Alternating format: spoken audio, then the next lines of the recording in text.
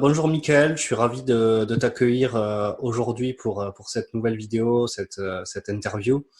Euh, Michael, donc Michael Petit, est-ce que tu peux te présenter déjà en quelques mots? Yes, bonjour à tous et puis bonjour Thomas, merci de m'inviter sur cette interview. Donc moi je m'appelle Mickaël Petit, j'ai 33 ans. Ça fait 2 ans maintenant que je fais du business. Donc je suis de la région de Nice, hein. Je suis arrivé sur Nice il y a 3 ans de ça. Avant ça j'étais militaire. J'ai été militaire dans l'armée de terre pendant 11 ans. Pendant 11 ans j'étais dans une section d'infanterie et j'étais spécialisé dans le combat en zone urbaine. Donc, à l'issue de ça, j'ai fini mon contrat, hein. J'ai décidé de pas renouveler ça. Et puis, parce que je venais d'avoir 30 ans. Et puis, pour moi, c'est une belle page que j'avais écrite. Et il était temps de la tourner, d'en écrire une nouvelle. Donc, c'est à ce moment-là que j'ai changé carrément de région. Et je suis arrivé, parce qu'à la base, je suis normand. Et je suis arrivé donc sur la Côte d'Azur. Je suis arrivé sur la Côte d'Azur où j'ai commencé à travailler dans une société de sécurité privée sur Monaco.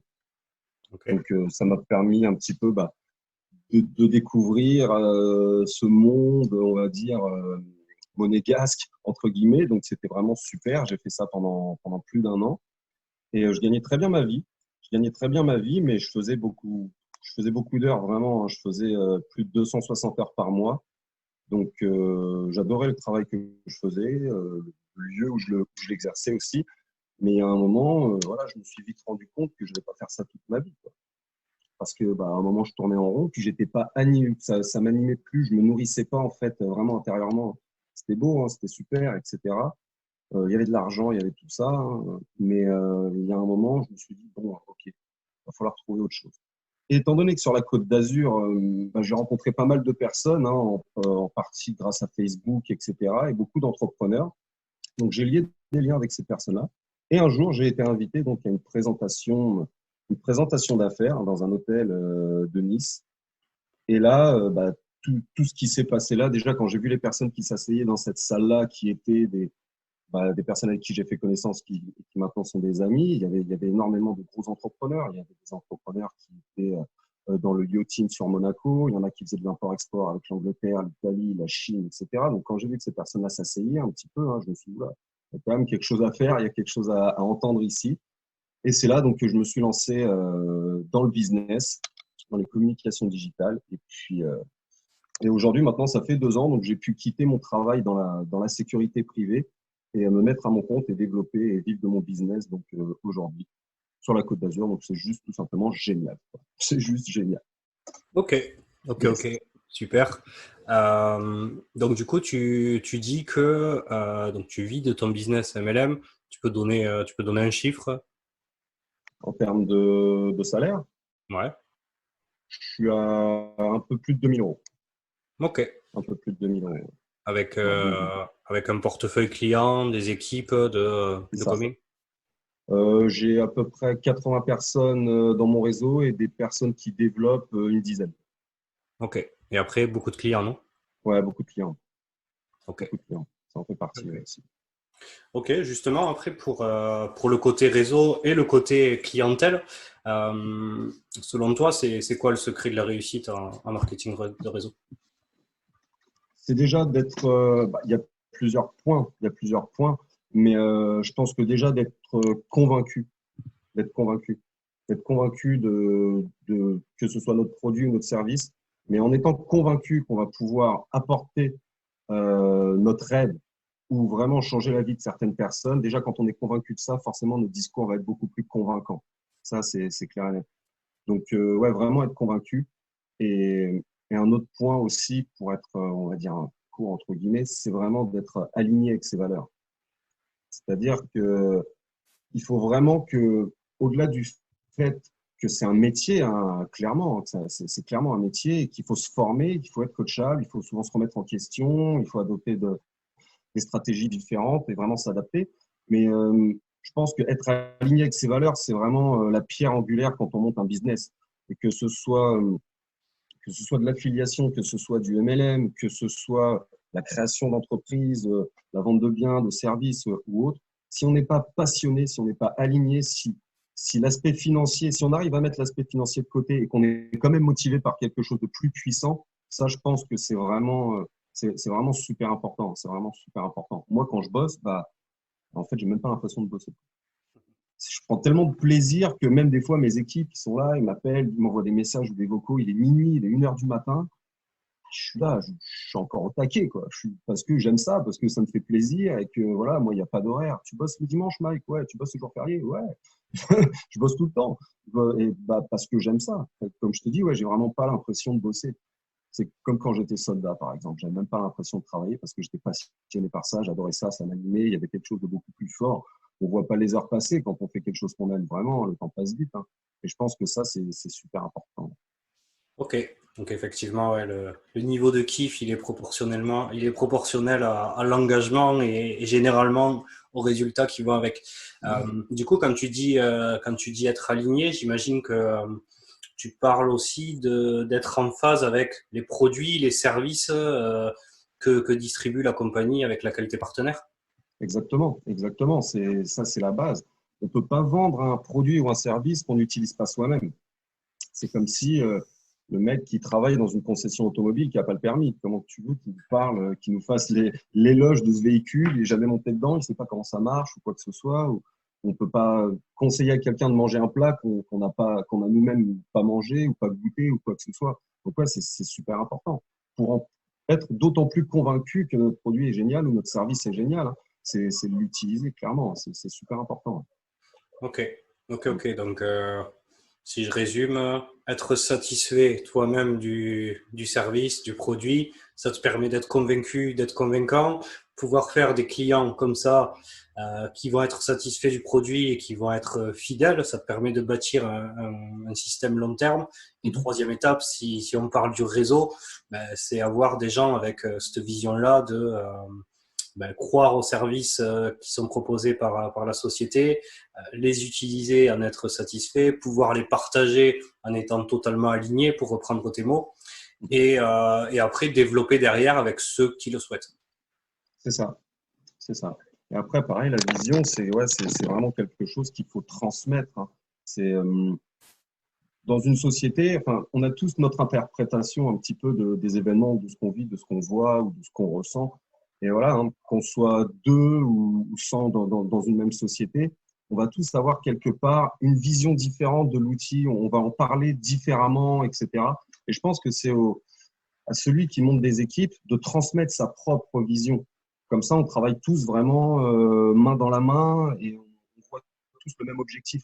Tu vois, un événement va se passer dans la rue, on va voir tous les deux le même événement, par exemple. Et puis, si après, on se met dans une pièce tous les deux et on se met à résumer ce qui s'est passé sur une feuille, on aura vu la même chose, entendu les mêmes choses, mais nos résumés seront totalement différents. Et puis après, l'interprétation qu'on en fera sera encore différente, etc. Donc, ouais, la vision, je pense que c'est à celui qui monte des équipes de vraiment transmettre sa propre vision pour qu'après ça s'étale et qu'il diffuse ça en gros comme un parfum dans ses équipes, quoi. Vraiment. Yes. Mm. J'aime bien ce que tu dis sur le partage de vision entre différentes personnes. C'est le principe du 69, ça. Ça n'a rien de sexuel. Voilà, il y a un point au milieu. Toi, tu es d'un côté, tu vois un 6, la personne elle est en face, elle voit un 9. Vous parlez tous les deux de la même chose et en échangeant, ben, ça permet d'enrichir le point de vue de chacun. Et c'est ce qui Mm. se passe aussi quand on parle du même sujet avec quelqu'un et qu'on n'est pas du tout d'accord. Exactement. Et au bout de 2 heures, tu dis, mais en fait, il pense comme moi, en fait. Oui, il pense comme toi, en fait. Ça, c'est ça. Justement, au niveau vision, je sais que toi, dans les services de la société que tu développes, et on va pas la citer, c'est pas le but ici.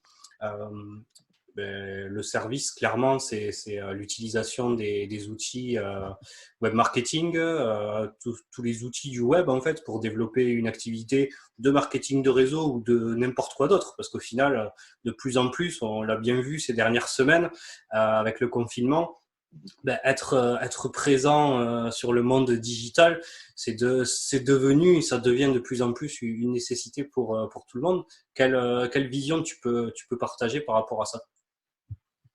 Par rapport à la digitalisation des entreprises, à mes yeux, hein, à mes yeux, c'est quelque chose, en fait, d'inévitable. Le monde d'Internet est toujours en pleine expansion et ça s'arrêtera pas, qu'on le veuille ou non, hein. Après Internet, voilà, c'est du contenu infini, à nous de choisir et de ne pas se perdre là-dedans, hein.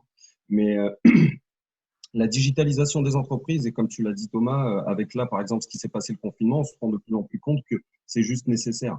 Aujourd'hui, on est en 2020. quand on vend un produit ou un service, s'il y a bel et bien un endroit où il faut être présent, c'est sur Internet, qu'on le veuille ou non. Et même si les entrepreneurs ne le veulent pas, ne veulent pas l'entendre, ils ne peuvent pas être sur Internet, ça ravit leurs concurrents, clairement, qui, eux, sont présents sur Internet. Tu ne veux pas être sur Internet? Super, tu as raison, c'est nul. Il va pas, il va surtout pas. Pendant que l'autre, il fait de la pub, il en peut plus, il est partout. C'est juste nécessaire. Qu'on le veuille ou non, on est obligé. Il y a pas mal de, on va dire, la génération d'avant qui était vraiment, voilà, du porte-à-porte, du bouche à oreille, etc.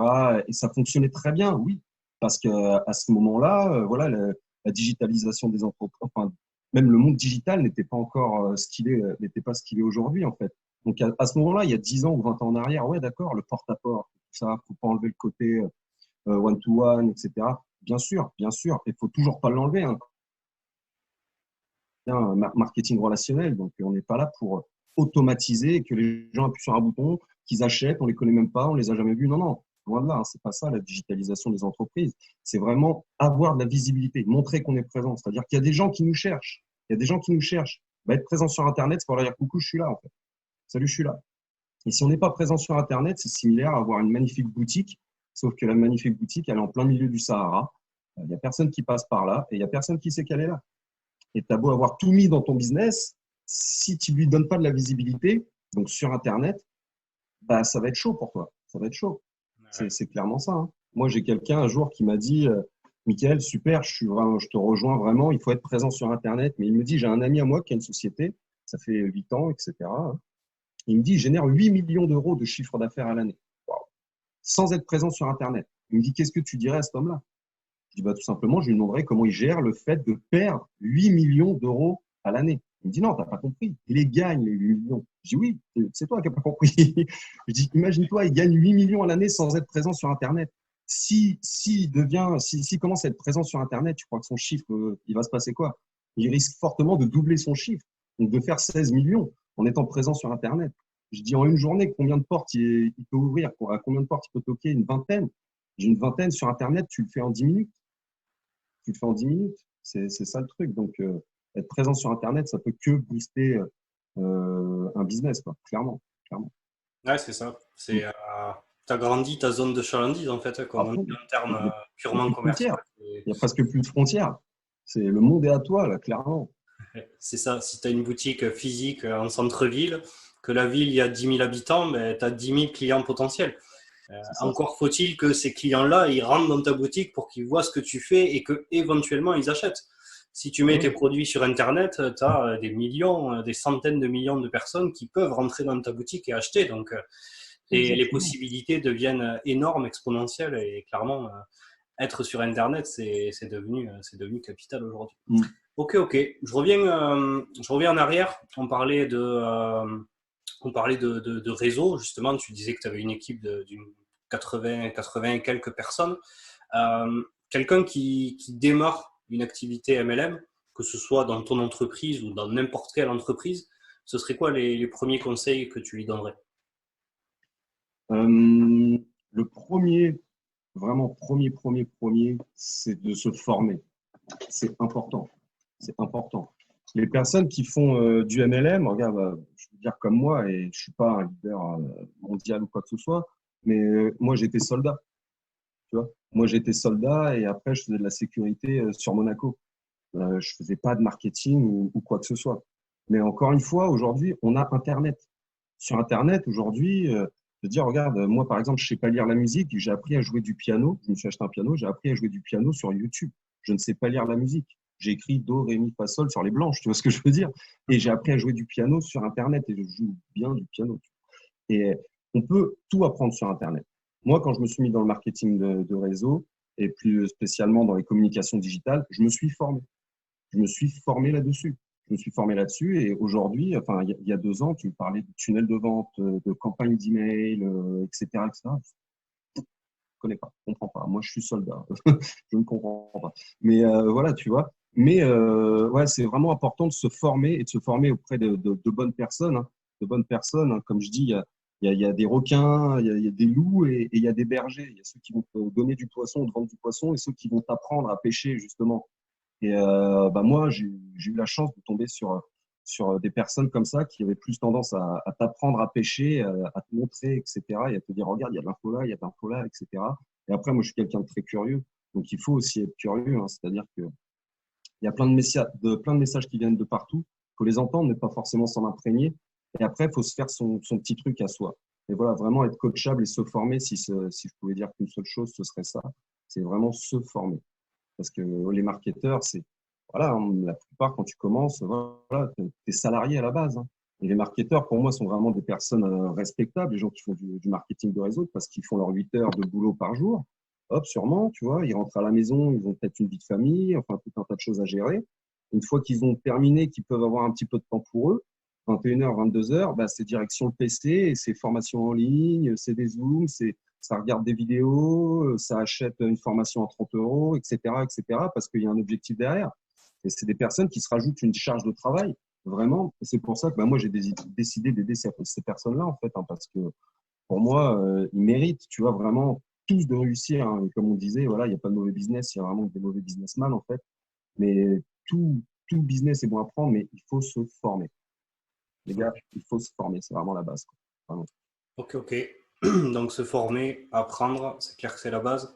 Je rajouterais arriver avec un état d'esprit ouvert, parce que de mon expérience, au final, c'est plus difficile de désapprendre que d'apprendre. Exact, exactement. Il faut vraiment être coachable et être vraiment très ouvert d'esprit. Hein. C'est simple. Hein. Il y a un adage qui dit si tu veux avoir ce que tu n'as jamais eu, il faut que tu fasses ce que tu n'as jamais fait. Tu vois, clairement. Donc, c'est clair que si tu arrives, tu es fermé d'esprit, tu es borné. Si on dit de tourner à droite, tu tournes tout le temps à gauche. À un moment, c'est pas le MLM qui est pourri et c'est pas tes clients qui sont cons. Il va peut-être falloir un moment se remettre en question. Et voilà, c'est vraiment ça. Donc, ouais, être coachable et être ouvert d'esprit, ouais, aussi, c'est clair. Et être constant aussi, être constant. Parce qu'on sait que la vie des entrepreneurs, c'est comme ça, c'est comme ça, c'est comme ça. Lundi, c'est waouh, mon business, c'est génial. Le mardi, c'est waouh, ça va être chaud. Le mercredi, c'est super, tout va bien. Le jeudi, c'est est-ce que c'est vraiment fait pour moi? Enfin, j'extrapole un petit peu, hein, mais il y a vraiment des hauts et des bas. Donc la constance, c'est aussi très, très important. C'est aussi vraiment important. Hein.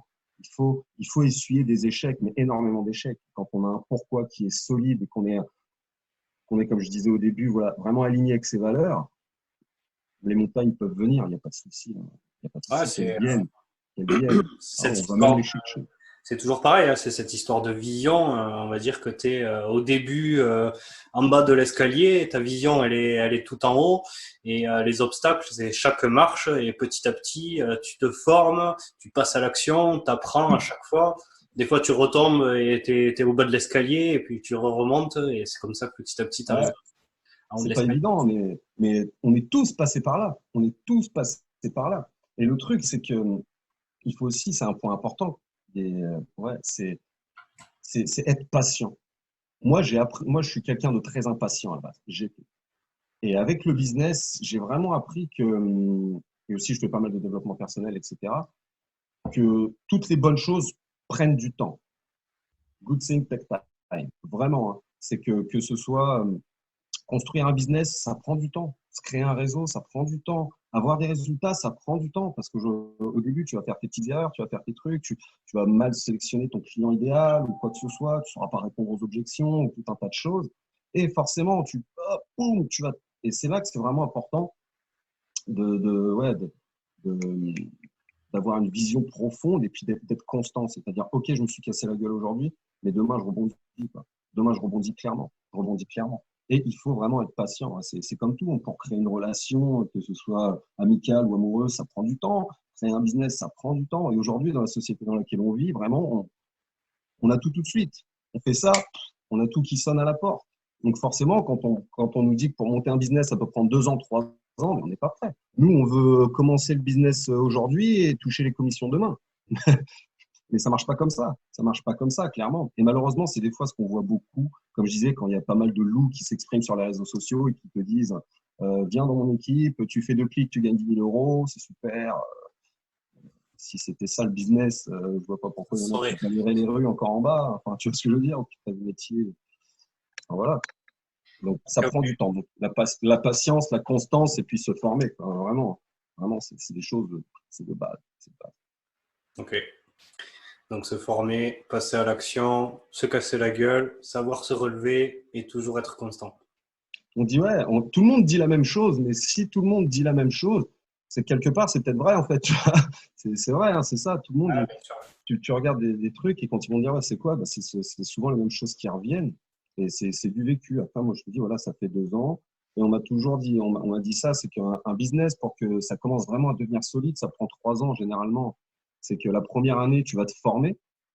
Mais moi, quand je dis je me formais, c'est que quand j'avais une vidéo sur quelque chose qui durait une demi-heure, la vidéo, je l'ai déjà regardée 5, 6 fois, quoi. C'est pas des vidéos que je regarde, c'est des vidéos clairement que j'étudie pour m'imprégner du truc, pour bien le comprendre, pour après, limite, savoir refaire une vidéo, clairement, tu vois. Donc, c'est un passage. Il faut faire ça, il faut étudier, c'est super important. Et en plus de ça, ça te fait grandir. En fait, c'est un truc de Vraiment. dingue, c'est génial. J'aime bien ce que tu dis, le fait de pas regarder, mais de plutôt étudier. Ouais, c'est capital. Euh, Mhm. Si tu me permets, je vais juste rajouter. Alors, je fais ce que tu dis justement, pas regarder une seule fois une vidéo, mais la regarder plusieurs fois, pas lire une seule fois un livre, mais le lire plusieurs fois. Il y a vraiment un pro tips en plus qui est vraiment d'étudier, comme tu l'as dit. Et ça, c'est tout simplement en faisant de la lecture active, en faisant de l'écoute active, c'est-à-dire que vraiment tu étudies le truc, c'est-à-dire tu lances ta vidéo, tu commences à ouvrir ton livre, tu commences à écouter ton audio, et à côté de ça, tu as une feuille, un stylo, et tu prends des notes de ce qui est dit, quoi. Et tu Ponce relis. des feuilles, tu ponces des feuilles. C'est exactement ça. C'est exactement ça. Et après, tu apprends aussi d'une autre manière, c'est que tu apprends encore quand tu apprends, quand tu formes. Tu apprends une nouvelle fois quand le contenu que tu as étudié, que tu as appris, que maintenant que tu le connais, tu vas le transmettre. Et dans la transmission, tu apprends encore une fois. Tu apprends encore plus. Donc, c'est vraiment génial. Ça fait vraiment, ce business, cette industrie, ça fait vraiment grandir, hein. Tous ceux avec qui je peux parler, ça fait vraiment grandir. Ça élargit la zone de confort, ça élargit tout. C'est vraiment génial. C'est vraiment génial. Et entre apprendre et transmettre, encore une fois, toujours pareil, il y a appliquer au milieu parce que Exact. Ah si bah tu c'est important, hein. si On tu inspire sais et par le que tu fais résultat pas, aussi, hein. tu sais pas quoi. On inspire par le résultat. Moi, j'ai beaucoup de personnes dans mes équipes, etc., qui ont commencé à beaucoup plus s'impliquer quand je commençais à avoir des bons résultats. Peut-être qu'inconsciemment, ils se sont dit, oh, en fait, c'est possible et tout. Tu vois, peut-être qu'il y avait une barrière inconsciente, et puis voilà, on est tous remplis de barrières qu'on n'a pas forcément mis. On les reconnaît peut-être pas forcément aussi, donc c'est pas évident. Mais, mais voilà, ouais, je pense qu'on inspire aussi beaucoup de par notre résultat. C'est-à-dire qu'on ne peut pas dire à quelqu'un, fais ça, si nous-mêmes, déjà, on ne le fait pas. On ne peut pas dire à quelqu'un, tiens, test, va marcher sur la fine pellicule de glace là, pour voir si ça passe. Non, notre boulot à nous, c'est de le faire. De dire, vous inquiétez pas, les gars, vous pouvez y aller, ça passe. Ça passe. J'y C'est là que suis c'est allé. marrant c'est là que c'est marrant où tu te retrouves avec des prospects qui te disent ouais, j'ai de l'expérience, j'ai 30 ans de vente d'expérience, je manage une équipe de 20 personnes depuis 10 ans. Ah ouais, mais marketing de réseau, c'est pas ça, hein. Il va C'est falloir que tu oublies tout. le Et là, tu lui leadership et dis le ça, le mec, mais management, non. c'est pas le même monde, hein. Eh ouais. Et là, c'est ça. Et eux, en plus, tu vois, ces personnes-là, généralement, sont très peu coachables, tu vois, parce que tu lui demandes d'oublier 30 ans d'expérience. Tu te dis, non, je peux faire tout ça pour rien, les gars. Non, il y a bien, je peux garder 2, 3 petits trucs. Ça va pas t'aider, en fait. C'est chaud. C'est là où on en revient plus important. Ouais, plus important et peut-être plus difficile de désapprendre plutôt que Ouais, d'apprendre. à fond, à fond. Ok, justement, j'arrive à ma dernière question. Euh, donc là, on a parlé de tout ce qu'il faut faire pour avoir de la réussite soi-même. Après, en marketing de réseau, ben, la vraie liberté, le vrai succès, on va le chercher avec les effets de levier, avec la duplication.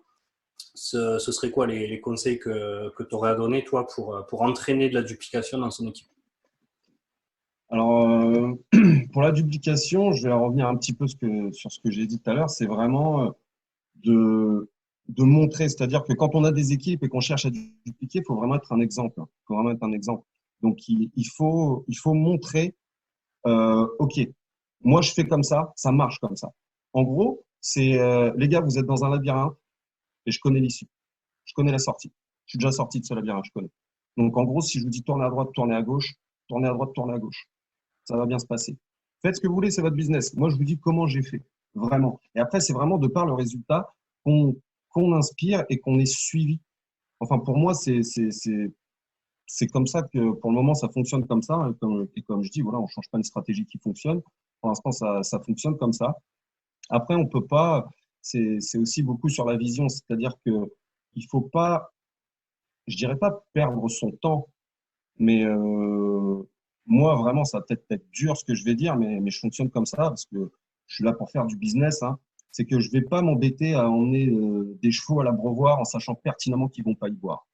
C'est-à-dire que moi, je pars du principe dans mes équipes, je dis toujours, voilà, moi, faites un pas vers moi, j'en ferai deux vers vous, toujours. Je dis, par contre, moi, je vais pas vous courir après pour vous dire, les gars, faut bosser ou ceci, cela.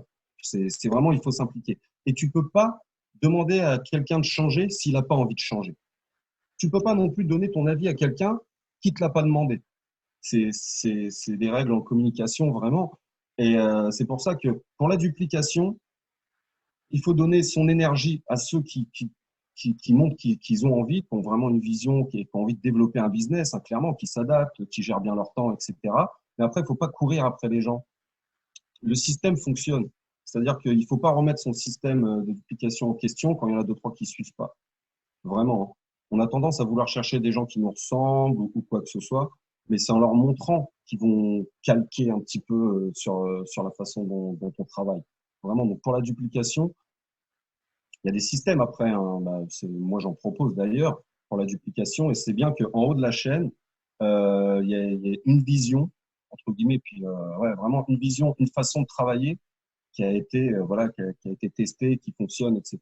Donc, et qu'en haut, il y ait ça, et qu'en dessous, que ce soit jusqu'au même huitième, dixième niveau, on se retrouve avec exactement la même chose. Que ce soit vraiment, entre guillemets, un téléphone arabe, mais qui fonctionne bien là.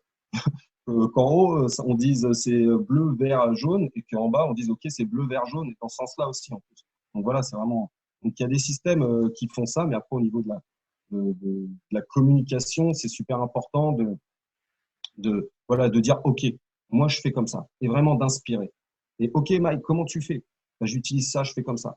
OK, bah, tiens, je te montre, je t'envoie ça. Regarde, étudie ce truc-là. C'est vraiment d'être en gros un professeur et de s'impliquer avec ses équipes, je pense, hein.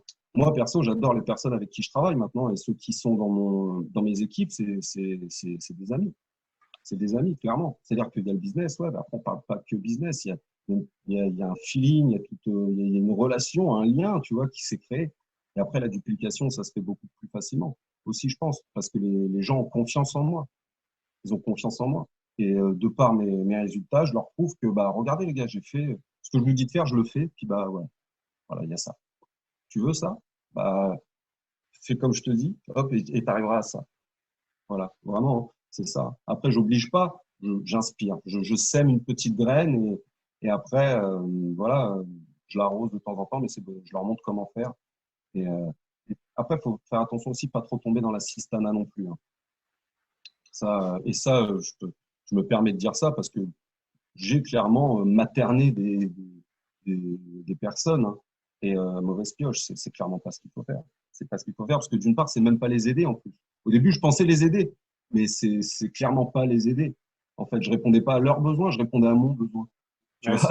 Donc, ouais, c'est ça. Donc, bah, ça, ça fait partie des pièges du leadership. ouais, Tu tombes dans le syndrome du sauveur, que tu veux aider tout le monde, mais non, tu peux pas aider quelqu'un qui veut pas s'aider lui-même. exactement. Et ça, bah voilà, tu vois, ça c'est une erreur. Ça a été un de mes premiers échecs, etc. Mais voilà, c'est nécessaire quand tu Ouais, fais quelque chose comme ça ça. fait C'est partie du nécessaire. cheminement et des trucs à Ouais, apprendre. à fond. Et ça, maintenant, je peux le dire à mes équipes qui viennent d'arriver. Quand je regarde comment ils travaillent, je dis, bah alors, qu'est-ce que tu as fait avec elle, etc. Ah, j'ai fait ça, je fais ça. Non, fais pas ça. Et je leur raconte ma petite histoire, tu vois. Je leur raconte ma petite histoire. Et toujours, de par mon expérience, pour les inspirer. Après, je dis, tu peux le faire, continue comme ça. Mais moi, ça s'est terminé comme ça.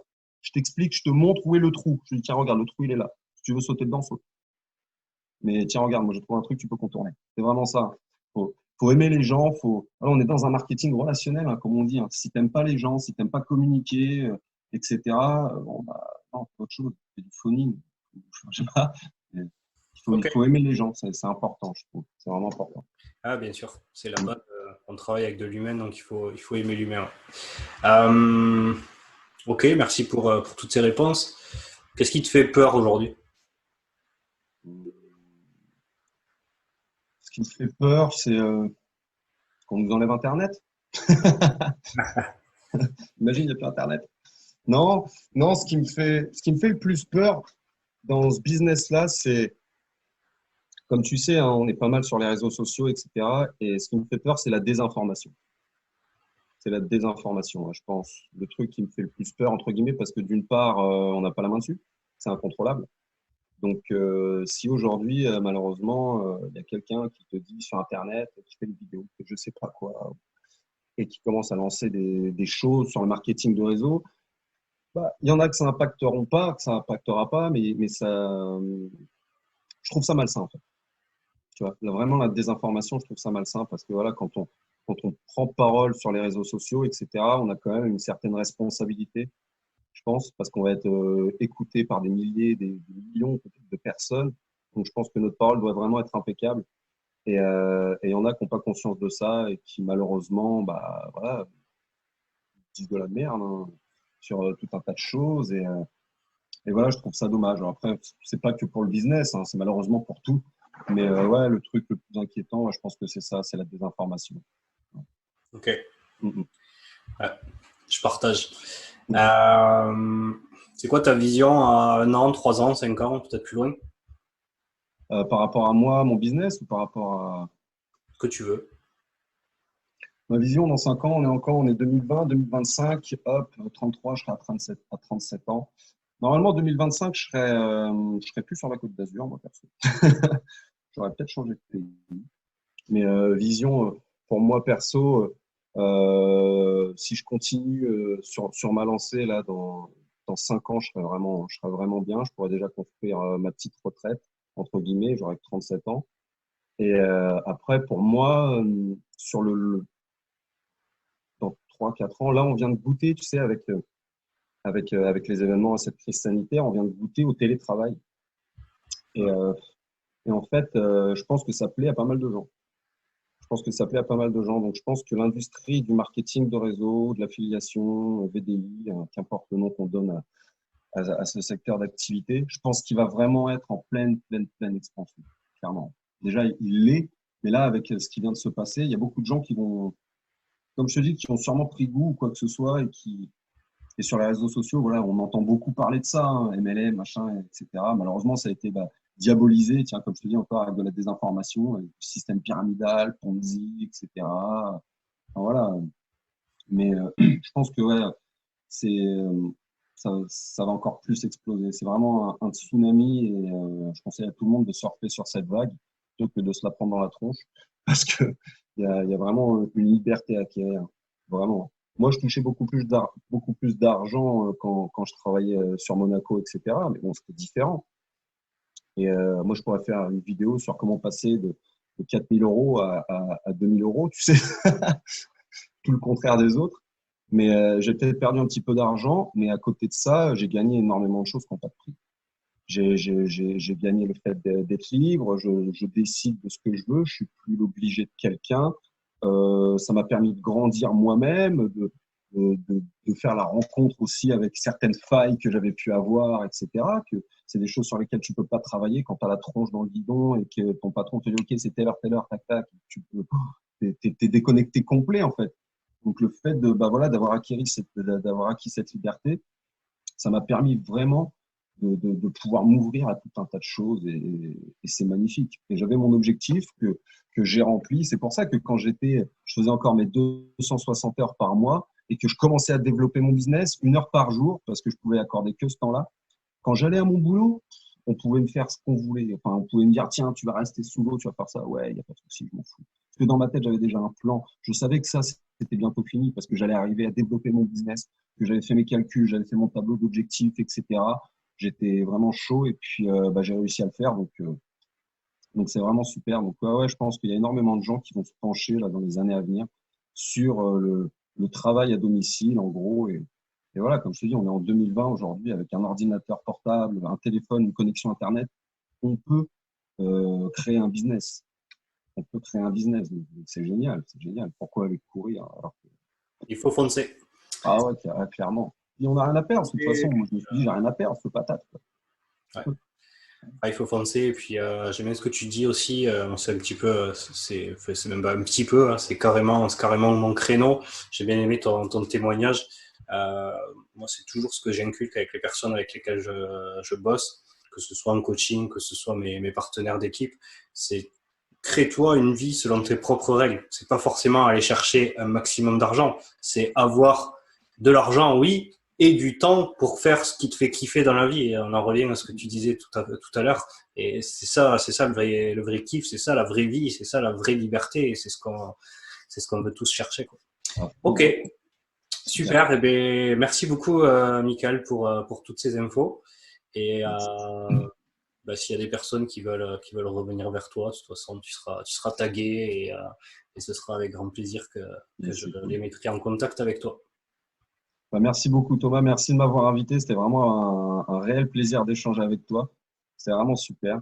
Et merci pour tout. Merci. Super, plaisir partagé. Yes.